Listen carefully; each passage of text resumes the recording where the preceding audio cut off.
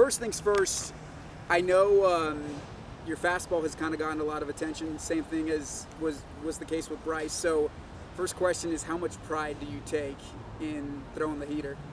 Yeah, I mean, I think my whole repertoire is kind of based on the heater, making sure that I'm in the zone with it, I'm aggressive, going at guys with it, and then everything kind of based off that, the slider, the changeup, obviously implementing the two-seam now as of recently. So it's been a big part of kind of my development and making sure that that's kind of the forefront and making sure that I stay on top of what I do really well, and everything else kind of falls behind that. I know that Bryce is someone who really digs into the spin data, and he's kind of obsessive with that, and that's his game. Are you like that, or not so much? Not as much. I mean, it's kind of hard to ignore it in today's game.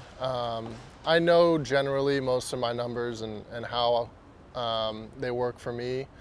Bryce digs in pretty deep with it. Like, we sit on flights and he looks at all the numbers and compares to guys around the league. So he's pretty big into it, and he wouldn't really take Bryce as a numbers guy, but he's good because I can ask him a bunch of questions on how it all works and like how stuff plays out. So yeah, it works really well together, and be able to bounce ideas and kind of go through all this with him helps a lot.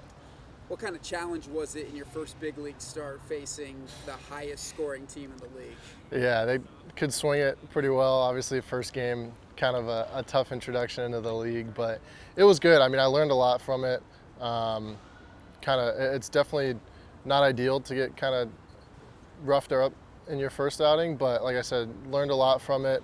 Was able to build off of it and kind of kickstart into the rest of my start. So would have loved to just have a good looking debut, but at the same time, I think it's been really good for me, honestly, to learn from it and then continue to build off of it. Well, you put together just a string of starts after that have been really, really good.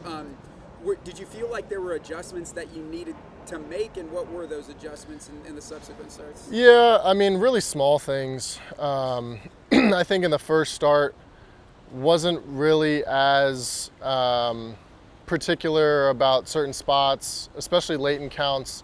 Did a pretty good job in the first start of getting ahead of guys, but not as much of expanding late out of the strike zone and putting guys away. So definitely a big thing that I learned there. And then little things with my repertoire and where I was putting certain pitches and how I was using them in certain counts. So just little things that I've continued to build off of. And Woody's been great about kind of giving me little tidbits here and there of things that I can use and kind of work in. So it's been really great so far. When it comes to how you're thinking about your secondary pitches right now, was it a case when you your first start, you're like, okay, I have this really good fastball, let's see if big league hitters are ready for it and prove to me that they can hit it? And over the course of the past few starts, has it kind of turned into, my fastball is good, but it can be even better if I kind of pair it with these secondary pitches? Yeah, I mean, I think, like I said, I always kind of want to stick to my strengths. The fastball is always going to be a big part of what I'm doing, regardless of who I'm facing.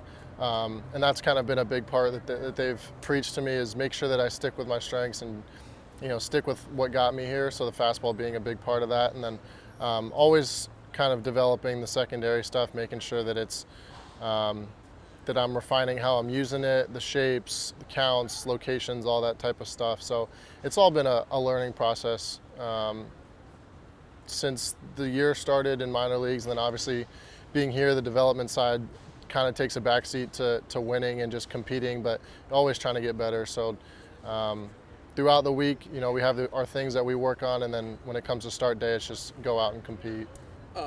Throughout your minor league career, how many of those teams were you teammates with Bryce? Were there 3 different occasions? I was actually only teammates with Bryce this year in Arkansas. Okay. So we got drafted together in 21.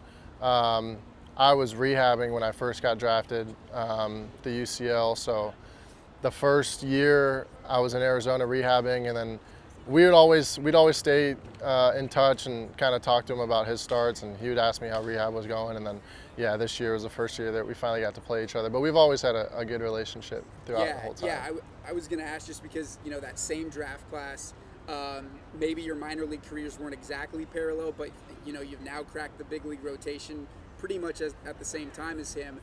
I mean, how much pride do you guys take? Just like, we are from the same class, and now we're both excelling at the big league level. Yeah, I think you take it in stride. You try to do the best that you can with being the new guy and obviously being rookies, but at the same time, like, we're also here to help the team win. We want to do everything that we can to help us win. So it's a little bit of both, and then you're kind of navigating just the new life in the big leagues and travel, and you play so many games and whatnot. So it's nice to have them kind of like have each other and learn from it, and be there to kind of bounce ideas off of each other. But at the same time, yeah, we're here to win. We're here to compete and just kind of do our thing to contribute to the team success. Did I see it right that your lockers are right next to each other?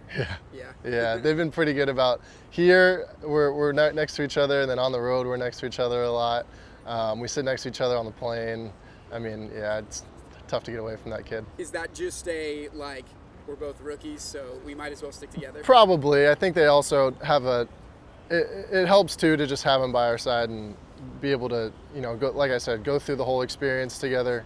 We're learning, but we're also, it's good to be able to have somebody else to go through the whole thing with, and you learn from each other, and you're also enjoying the time together because you come, like I said, from the same draft class, and then kind of see where you've all come from this far. So it's been cool. So I have to ask, like, you guys are obviously close. You have the similarities with the fastball. Whose fastball is better? It's tough to say. I mean, you probably numbers-wise, like, you're probably going to take his. He throws harder, and he's got the spin and all that stuff.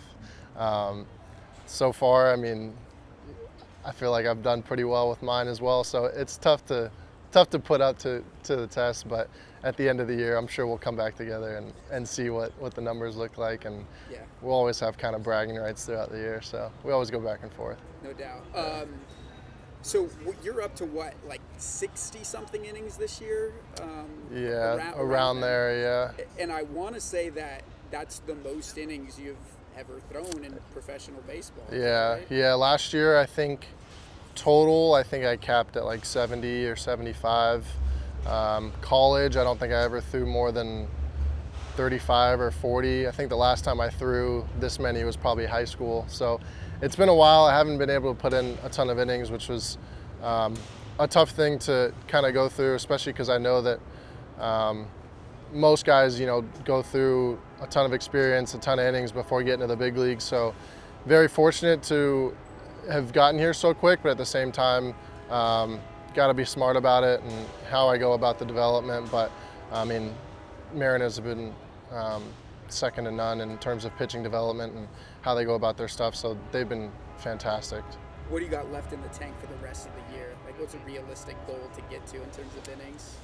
Honestly, I haven't really sat down and talked to him about a specific number. I think it's just going to depend on how we feel towards the end of the year. If I kind of run out of gas or arm starts wearing or whatnot. But if I feel good, I think the conversation is going to be pretty open to continuing to pitch and find any way to help the team win. So I haven't had a specific conversation about it yet, but yeah, I'll kind of just more of a see how it goes and go from there.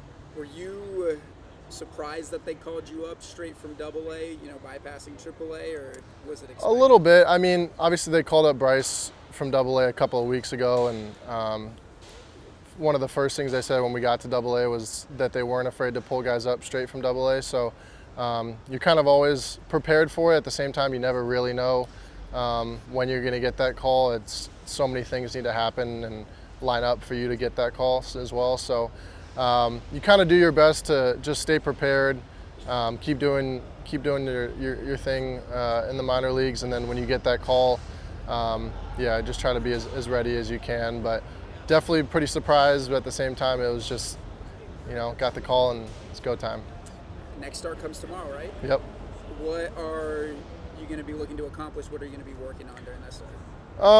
Not really working on too much. I think you work on the stuff throughout the week, and then when you get to game day, it's just go compete with what you got. I think it just continue to try to do the simple things well, be in good counts, get ahead, be smart about where I'm putting guys away late, but really not too much. Try to keep the game plan as simple as possible. Bryan, thanks so much. Thank you very much.